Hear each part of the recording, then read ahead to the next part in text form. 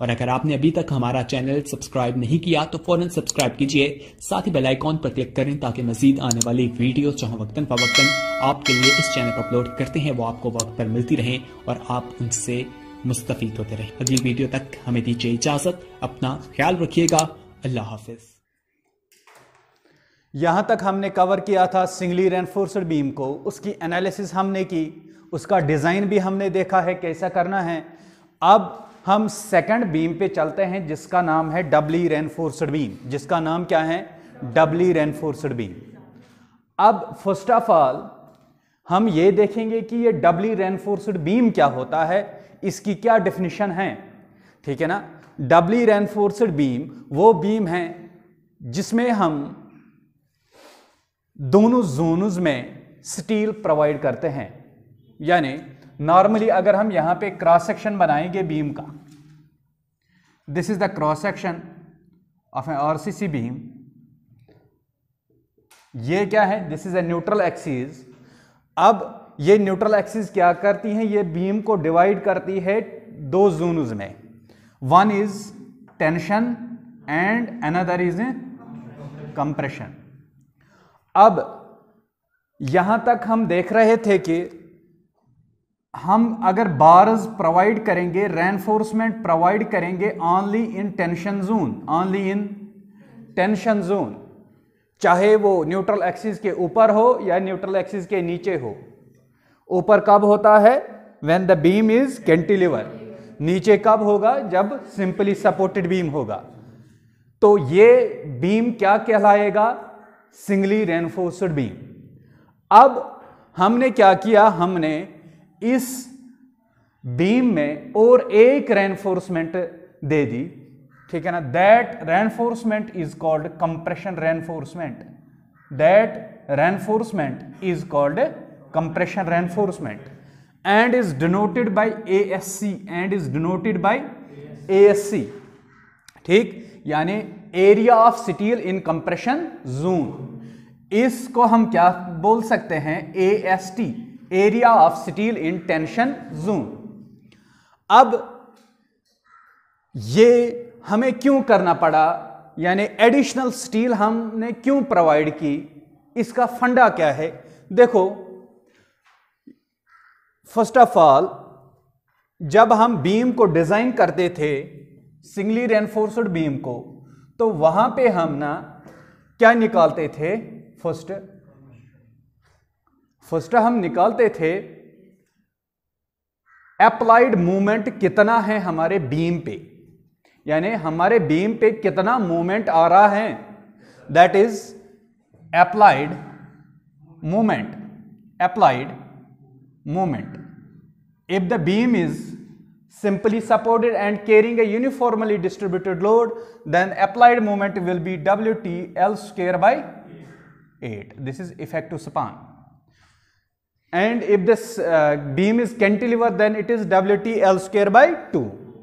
ठीक, तो इससे क्या निकलता था कि हमारे बीम पे कितना मूवमेंट जनरेट होता है।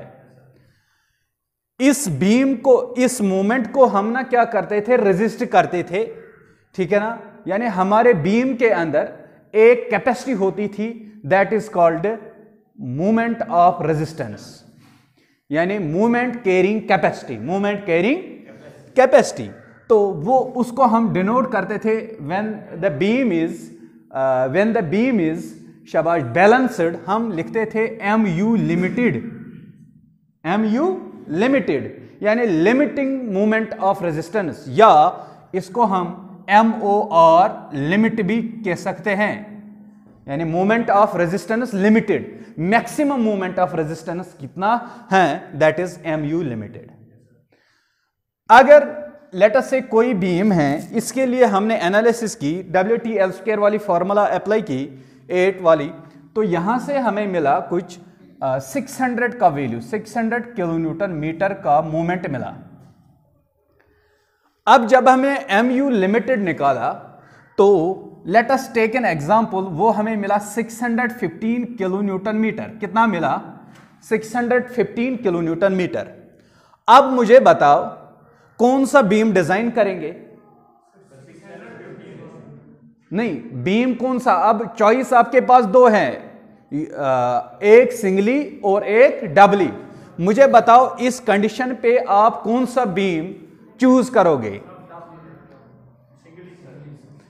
सिंगली रेनफोर्समेंट यार, अप्लाइड मोमेंट कम है, रेजिस्टेंस ज्यादा है, अब यहां पे कोई खतरा नहीं, दैट मीन्स हमें ये वाला बीम चूज करना चाहिए, that is singly reinforced beam. ठीक, यहां तक क्लियर? शाबाश। एक पॉइंट हमें समझ आया, व्हेन MU, इसको हम क्या बोलते हैं? MU, एंड इसको MU limited. When MU is less than MU limited, तो कौन सा बीम चूज करेंगे? Singly reinforced beam, singly reinforced beam. अब डबली कब होगा? When MU is greater than MU limited, तब डबली हम डिजाइन कर सकते हैं। ठीक बात, यहां तक क्लियर? डबली कब करेंगे? जब हमारे पास अप्लाइड मोमेंट ज्यादा होगा रेजिस्टेंस से, लिमिटिंग मोमेंट ऑफ रेजिस्टेंस से, तब हम कौन सा बीम चूज करेंगे? Doubly reinforced beam. Is it clear? शाबाश। देखो, अब इसमें ना आपका यही क्वेश्चन होगा, सर आपने यहां पे डबली क्यों प्रोवाइड किया, आपने एक्स्ट्रा डेप्थ क्यों नहीं दी? क्योंकि अगर हम देखेंगे MU लिमिटेड किसके बराबर होता है? फॉर FE 415 0.138 FC के BD स्क्वायर होता है ना। यदि आपने MU लिमिटेड यानी इस रेजिस्टेंस को इंक्रीज करना है, ये अगर से मूवमेंट ऑफ रेजिस्टेंस जो इंक्रीज करून या कैपेसिटी बीम इंक्रीज करें, तेल क्या शीचे करून? You should, shabash, shabash, increase the depth of the beam. You should increase the depth of the beam. अब कितने क्राइटेरिया है हमारे पास? एक तो ये वाला क्राइटेरिया है, दूसरा ये वाला क्राइटेरिया है। यानी आपको क्या करना है? या तो आपने बीम को डबली बनाना है, या तो आपने डेप्थ को बढ़ाना है, डेप्थ को बढ़ाना है। ठीक, किसके लिए? In order to resist this applied movement. समझ आया का? यानी मूवमेंट, इस अप्लाइड मूवमेंट को रेजिस्ट करने के लिए हमारे पास दो तरीके हैं, यानी ज मेथड। फर्स्ट छो, या तो आपने डेप्थ को इंक्रीज करना है, या तो आपने बीम को डबली रेनफोर्स्ड बनाना है। किसके लिए दो तरीके हैं? In order to resist this applied movement. अब ना यहां पे हमारे पास आर्किटेक्चरल रेस्ट्रिक्शंस होते हैं। जो आर्किटेक्चर होता है उसने रेस्ट्रिक्शन दी होगी, ठीक है ना, वहां पे रेस्ट्रिक्शंस होंगे, यानी हेडरूम की रेस्ट्रिक्शंस होगी। ठीक, तो उस दौरान हम ना बीम की डेप्थ को इंक्रीज नहीं कर सकते। तो उस वक्त क्या हम करेंगे? हम डबली रेनफोर्समेंट बीम प्रोवाइड करेंगे। समझ आई बात? यानी बीम डेप्थ आसान रेस्ट्रिक्टेड कर, ठीक है, यानी बीम डेप्थ आसान सो लिमिटेड थावन, यानी इससे आप ज्यादा डेप्थ नहीं दे सकते। इसका मतलब यह है कि जब आप डिजाइन क्वेश्चन करोगे, जब आप एनालाइज क्वेश्चन करोगे, तो आपके पास डेप्थ वहीं से गिवन होगी, है ना, रेस्ट्रिक्टेड है ना। दिस मीन्स जब आप डिजाइन वाला क्वेश्चन इसका करोगे तो डेप्थ वहीं से आपके पास गिवन होगी। समझ आई वहां का? Doubly reinforced beam is a beam in which doubly reinforced beam is a beam in which reinforcement यानी steel is provided,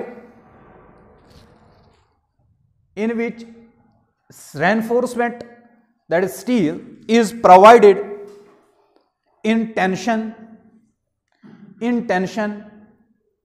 as well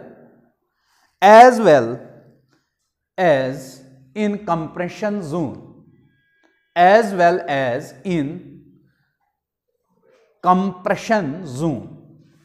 लिखा, शाबाश. A doubly full stop करके, a doubly reinforced beam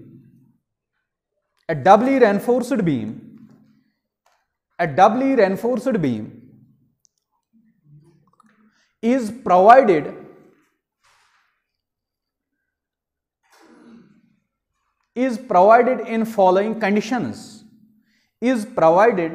in following conditions. When the first करके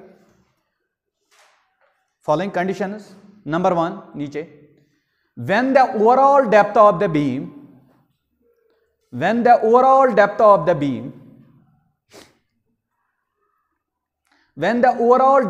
beam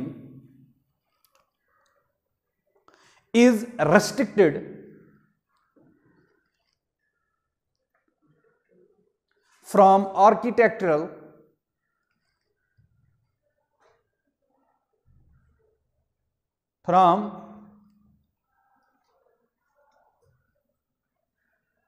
लिखा.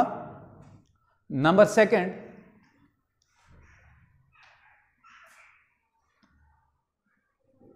when the, ये आपने नहीं लिखा है, अब लिख सकते हो ये वाला point. when the applied moment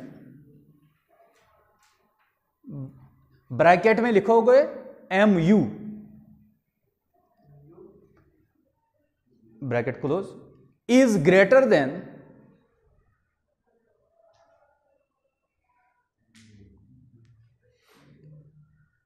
moment of resistance,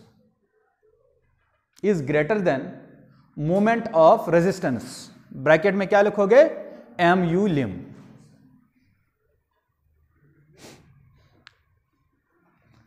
Number next,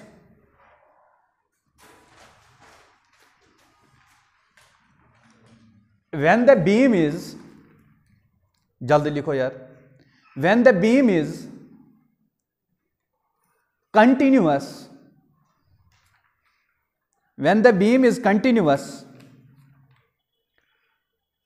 the section at supports, when the beam is continuous, the section at supports is designed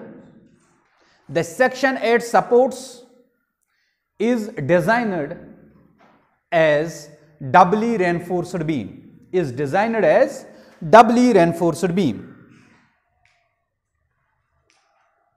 Number next, when the loads are eccentric,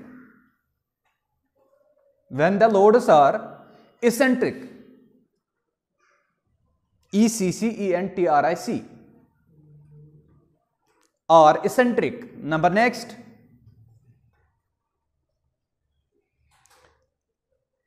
when the beam is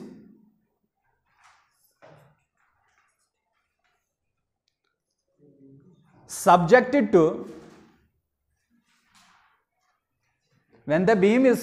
to accidental loads, accidental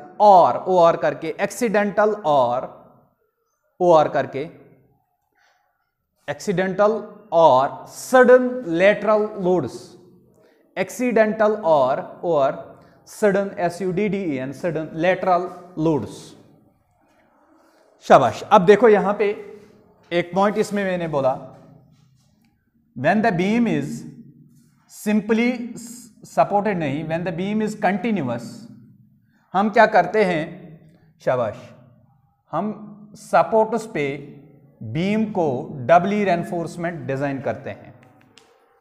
ठीक, यदि हम इसकी bending moment diagram देखेंगे तो ये simply supported beam है, this means यहां तक तो पैराबोलिक होगा ऐसे,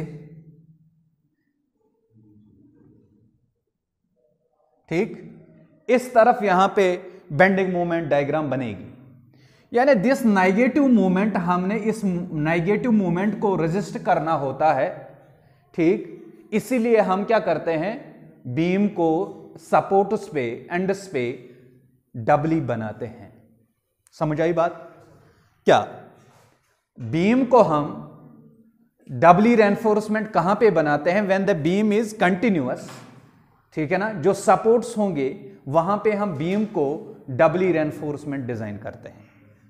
हमने सिंपली सपोर्टेड को देखा था, देखो कंफ्यूज मत हो जाओ, इस पे लोडिंग थी तो बेंडिंग मोमेंट कुछ ऐसा बन रहा था, है ना, parabolic and is carrying a maximum bending moment at mid span. यहां पे कितना मोमेंट था? 0, ठीक है ना। तो सिंपली सपोर्टेड बीम में, ठीक है ना, जहां पे हमारा मोमेंट ऑफ रेजिस्टेंस ज्यादा होगा, ठीक है ना, अप्लाइड मोमेंट से, वहां पे हमें कोई भी जरूरत नहीं है एंड्स पे बीम को डबली बनाने की, ठीक है ना। नाउ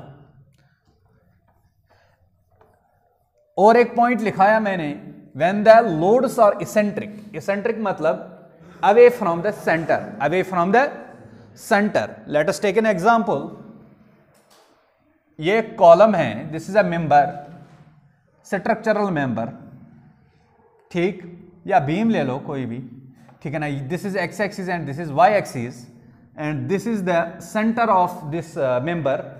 अगर यहां पे अप्लाई लोड होगा तब इस लोड को हम क्या कह सकते हैं? एक्सियल लोड, ठीक है ना, AXIL, एक्सियल लोड। अगर ये अवे फ्रॉम सेंटर, चाहे ये बोथ एक्सिस से अवे हो या एक ही एक्सिस से अवे हो, तब हम इस लोड को क्या कह सकते हैं? Eccentric load. समझ आई बात? ठीक है, शाबाश। ना अब हम आगे चलेंगे। देखो, फर्स्ट ऑफ ऑल मैं यहां पे कुछ क्रॉस सेक्शंस बनाऊंगा,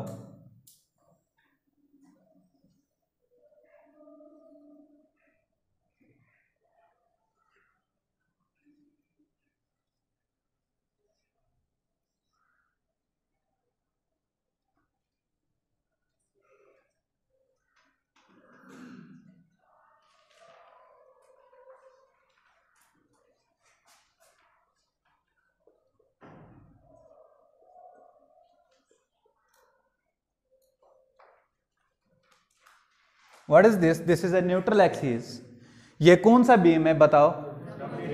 डबली रेनफोर्समेंट है ना।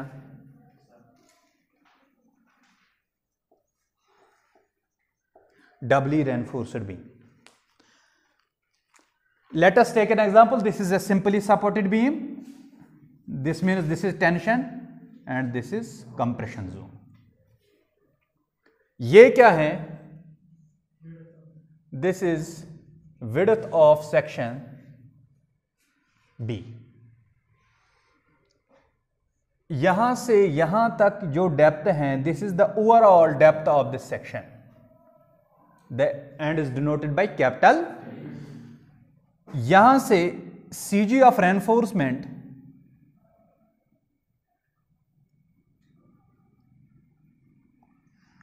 ठीक, यहां से यहां तक जो डेप्थ है that is called effective depth of this section, ठीक। ये up to the top fibre to the centre of tension enforcement, the depth is called effective. यहां से नहीं मेजर करना, ठीक है ना, यहां से नहीं है ये, ठीक है। अब ये क्या है? This is effective cover compression side में and is denoted by D'। अब ये क्या है? What is this? This is effective cover. अब ये डबली बना, ये कौन सा मोमेंट रेजिस्ट कर पाएगा? यानी टोटल मोमेंट जितना भी आपको आ रहा है MU अप्लाइड मोमेंट, ये रेजिस्ट कर पाएगा MU, यानी it will carry the applied moment that is mu। समझ आई बात? शाबाश। अब देखो, फर्स्ट ऑफ ऑल इसको मैं एनालाइज करता हूं। This is the analyse of doubly reinforcement beam.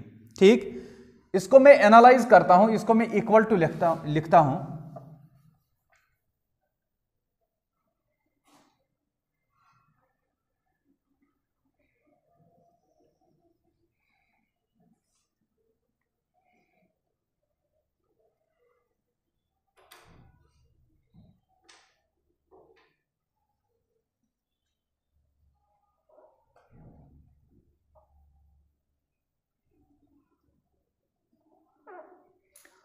This is the width of this section and is kept as constant। ठीक है, देखो फर्स्ट ऑफ ऑल ये जब हमारे पास हमने जब mu को कैलकुलेट किया था, हमने क्या किया, हमने बीम को एनालाइज पहले किया एज अ सिंगली। हमने बीम को पहले एनालाइज किया एज अ सिंगली। हम चाहते थे कि हमारा बीम सिंगली हो, रेनफोर्समेंट कम डालना पड़ेगा। ठीक, समझ आई बात? तो मैंने कौन सा बीम बनाया? Singly reinforced beam. अब इसमें मैंने रेनफोर्समेंट डाल दी 3 बार्स।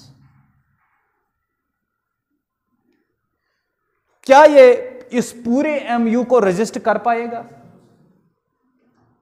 ये कितना रेजिस्ट कर पाएगा? यानी मैक्सिमम जिसकी इसकी जो कैपेसिटी होगी उतना ही रेजिस्ट कर पाएगा। दैट इज mu लिम। यानी लिमिटेड मूवमेंट ऑफ रेजिस्टेंस उतना ही ये झेल सकता है। अब हमारे पास बचा कितना? शाबाश। अप्लाइड तो ज्यादा था, जो रेजिस्ट हो पा रहा है वो कम है। That means the remaining is mu minus mu लिम। उसके लिए हम क्या करते हैं? देखो, प्लस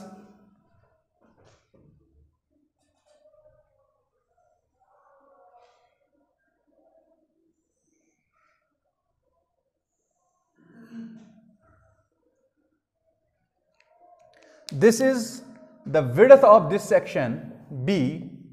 वहीं सेम विड्थ है, डेप्थ भी सेम है। हमने क्या किया, इस जो बैलेंस्ड मोमेंट है, अब जो बैलेंस मोमेंट है that is mu minus mu Liam.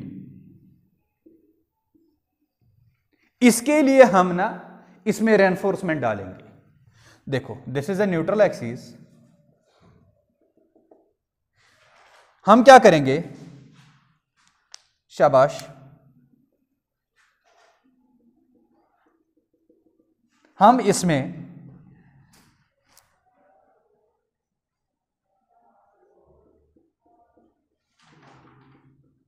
Additional reinforcement add किया। इसको हम नाम देंगे AST2, इसको हम नाम देंगे AST1। समझ आई बात? ये AST1 है।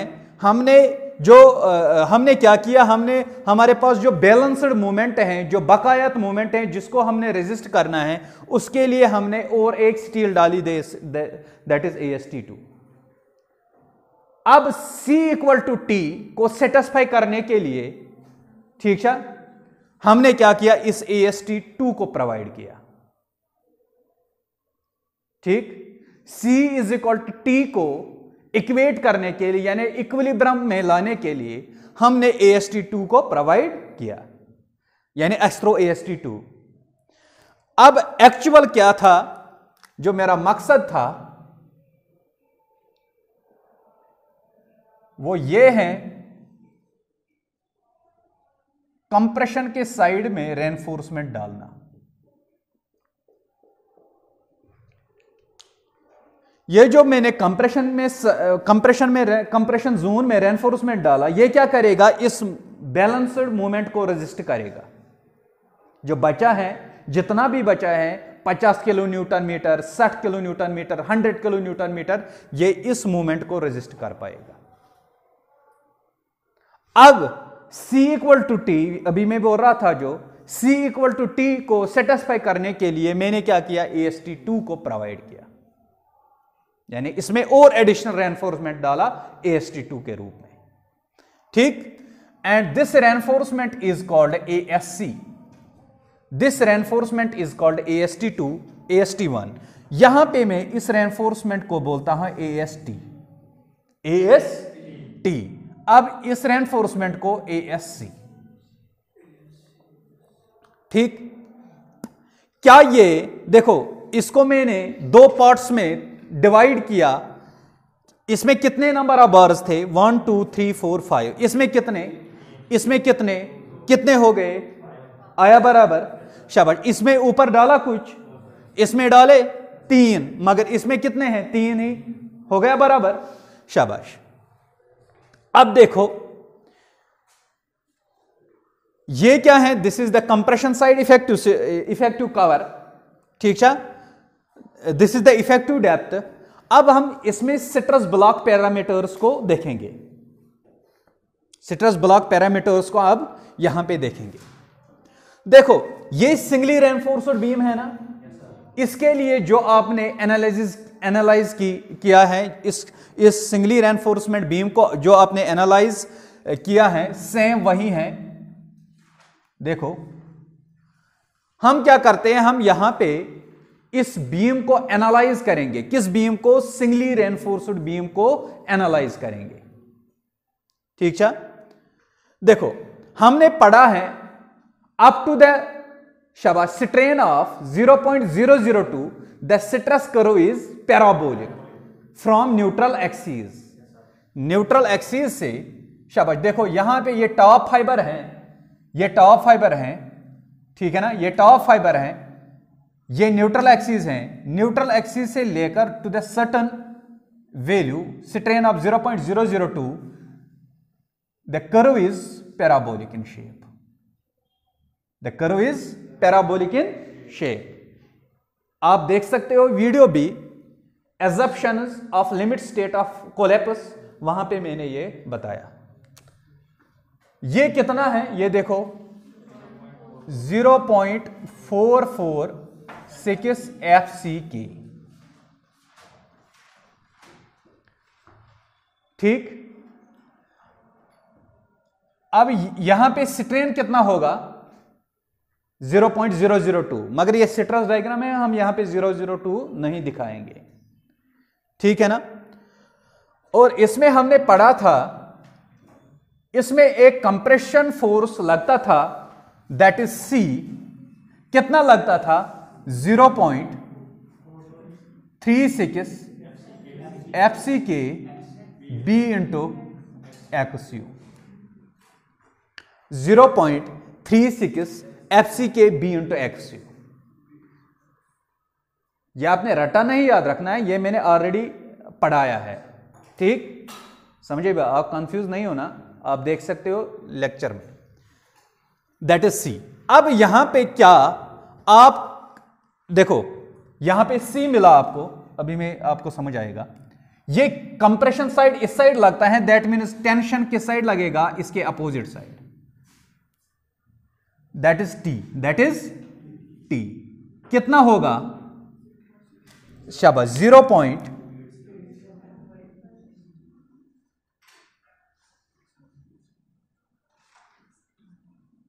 Is it okay?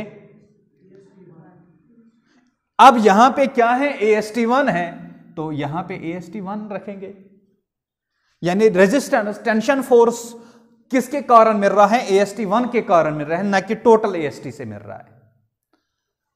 अब यहां पे देखो, क्या यहां ये जो C था, कंप्रेसिव फोर्स था, ये किसकी वजह से मिल रहा था, कंक्रीट की वजह से मिल रहा था।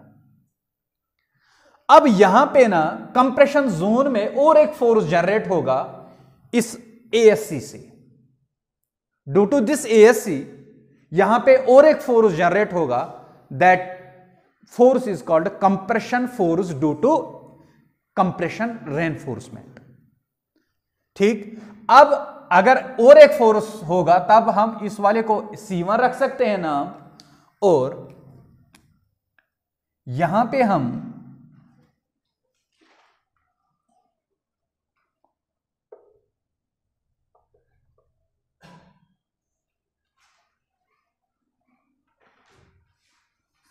देखो यहां पे कौन सा फोर्स लगेगा, C2,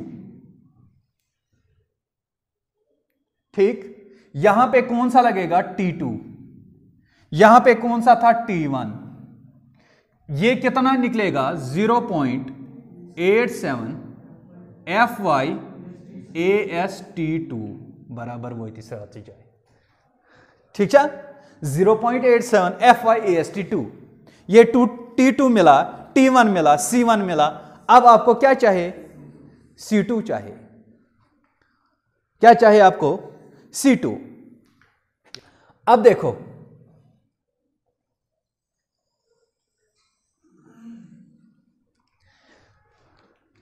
नाउ, अब आपने क्या निकाला, देखो C1 भी आपके पास गिवन है। C1 कितना है, देखो बताओ मुझे, 0.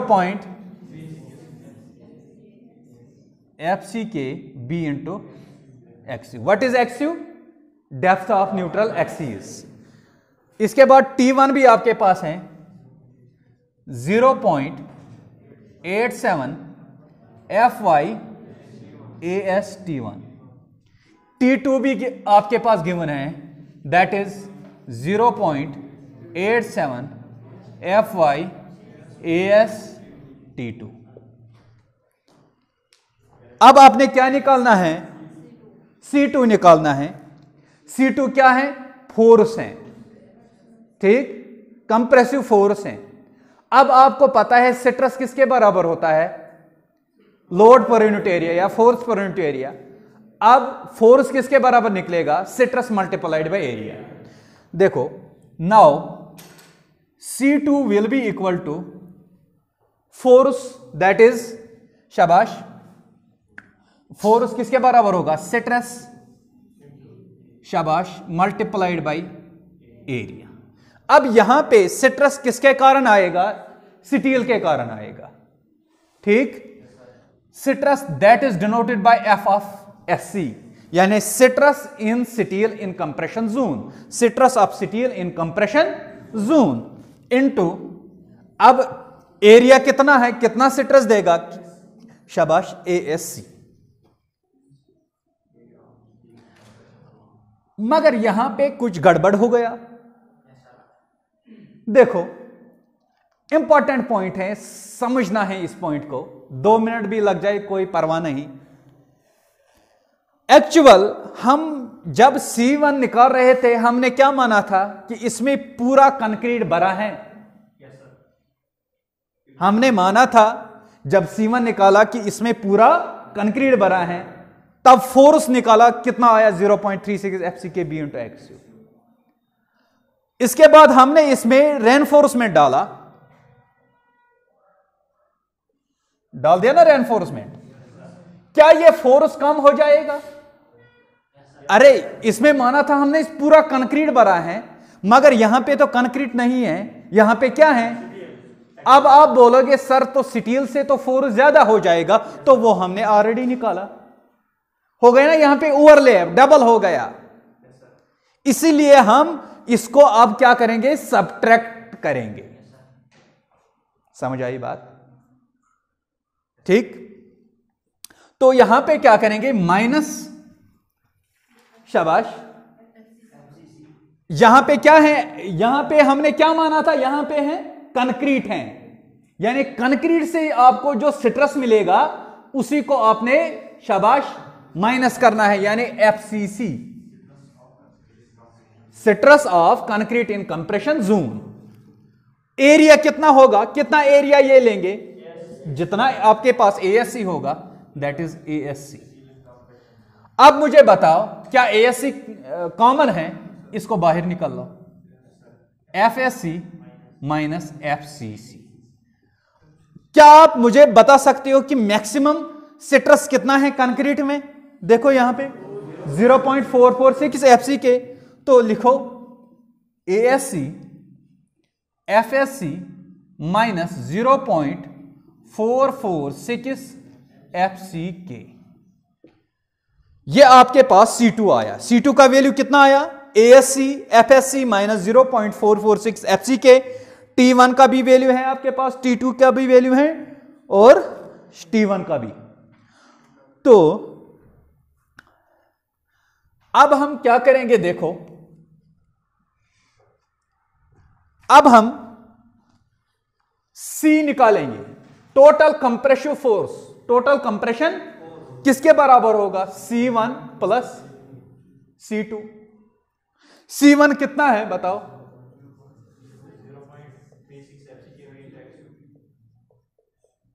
प्लस C2 कितना है, ASC FSC माइनस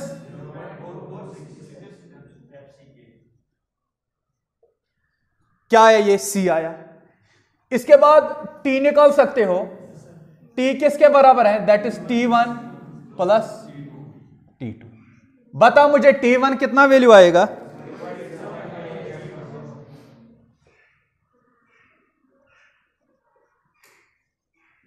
T2 का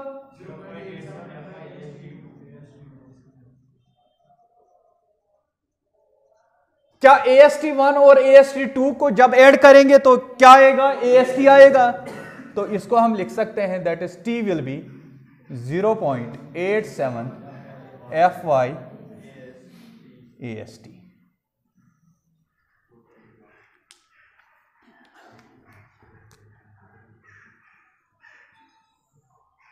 ये आपके पास क्या आया, C और T का वैल्यू। अब इसको हम क्या करेंगे, in order to determine the XU that is depth of neutral axis, we should equate C and T। हमने इनको इक्विलिब्रियम में लाना है, ठीक है ना, ताकि हम क्या निकालेंगे, डेप्थ ऑफ न्यूट्रल एक्सिस निकाल सके। ठीक, ये लिखो। अब आपके पास क्या आया, C भी आया T भी आया, C भी आया T भी आया। जरा इसको मैं पहले रब करता हूं, ठीक है ना।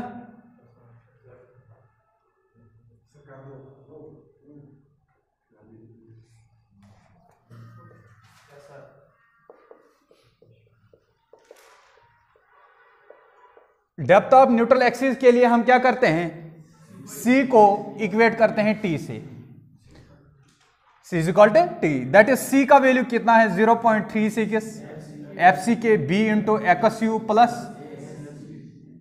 ASC FSC minus 0. शाबाश इज इक्वल टू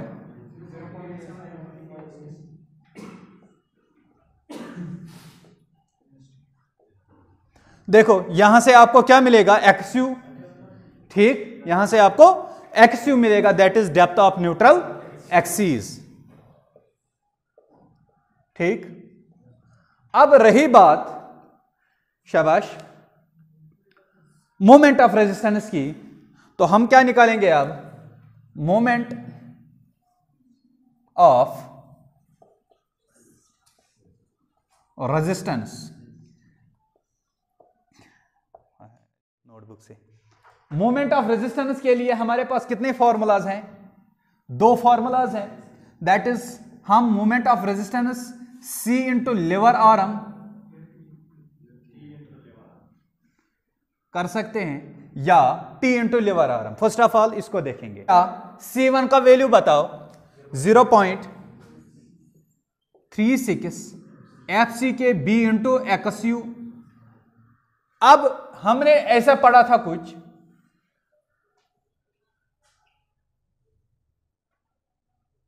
यहां पे C था, ये डिस्टेंस कितनी थी 0.42 इंटू XU, है ना, शाबाश। यहां से मिला था फोर्स T। अब ये जो डिस्टेंस है इसको हम क्या बोलते हैं, लिवर आर्म। अब इस डिस्टेंस को कैसे निकालेंगे, देखो this depth is effective depth, this depth is effective depth, जो अभी मैंने सिट्रस ब्लॉक पैरामीटर्स दिखाए थे ना, उससे देख सकते हो आप। ये जो डेप्थ है कौन सी डेप्थ है, इफेक्टिव डेप्थ। अब लिवर आर्म कितना आएगा, D minus 0.42 into XU। This is liver arm first. एक डायग्राम ये बनी, दूसरी डायग्राम नेक्स्ट अभी देखेंगे। को इसका मतलब क्या है, C1 into liver arm first कितना है, D minus 0.42 into x you. हो गई एक बात। इसके बाद C2 का वैल्यू बताओ, प्लस C2 कितना आया, ASC into FSC minus 0.446 FCK, इतना आया था। शाबाश। अब इसमें मल्टीप्लाई क्या करना है, लिवर आर्म। देखो वहां पे हमने कुछ ऐसा देखा था, ये एक मिनट मैं बनाता हूं यहां,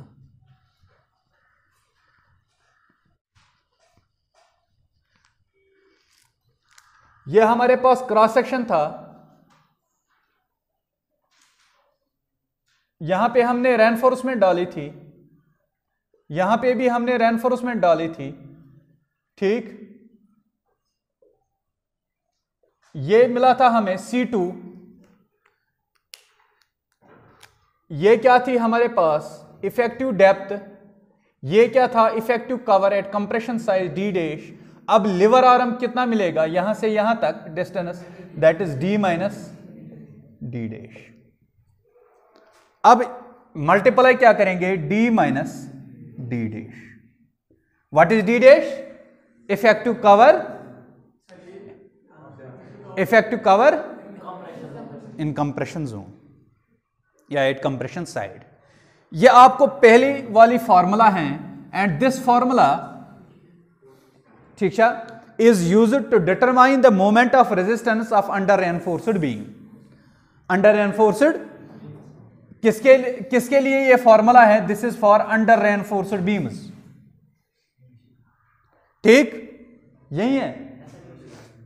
अगर इसके बाद moment of resistance for balanced के लिए हमें क्या करना पड़ेगा, इस एक्स यू को लिमिटेड बनाना पड़ेगा हमें, दैट इज यही फॉर्मूला है 0.36 FCK B into x u lim D minus 0.42 into x u lim plus ASC FSC minus 0.446 FCK D minus D dash, ठीक है ना। This is the formula used to calculate the moment of resistance for balanced section. यानी balanced section में क्या है, x you किसके बराबर होता है, एक्स यू लिम के बराबर होता है, यानी एक्स यू मैक्स के बराबर होता है, ठीक। अब सेकंड फॉर्मूला क्या है, that is moment of resistance किसके बराबर होता है, T इंटू लिवर आर्म। मगर यहां पे कितने लिवर आर्म है, दो, T भी दो है, T1 into liver arm first plus T2 into liver arm second. अब मुझे बताओ T1 कितना आया था, 0.87 FY AST1 into liver arm first कितना है, D minus 0.42 into x you plus T2 कितना है 0.87 FY AST2, शाबाश, D माइनस D डैश, ठीक। This is used for the calculation of moment of resistance, ठीक है ना, शाबाश। समझ आई बात, शाबाश। आप ये तीनों फॉर्मूला लिखो।